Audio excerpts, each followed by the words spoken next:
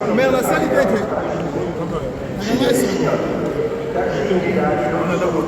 Ouais. Ouais, ouais. Mami. Regardez, nous sommes bandits. Johnny. Johnny. Tous les gardiens bandits.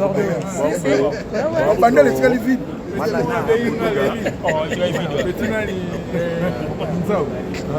Yves. Fallait présenter toujours numéro après ça va De quel lion? René Saba. Ouais. René Saba. Mère de mère. Ah, son pote, il n'est pas chanté, donc on a Paris.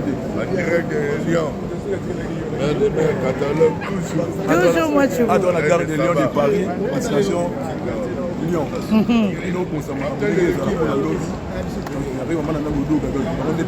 C'est. Départure pour Lyon. C'est. Tantine m'a dit, ma bible sur le guide Lyon. Pour transformer Lyon. D'accord. Vous avez une image, hein? Vous avez une image. Vous avez une image.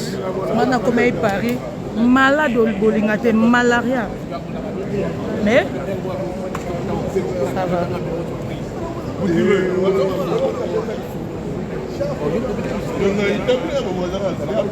Quel lion?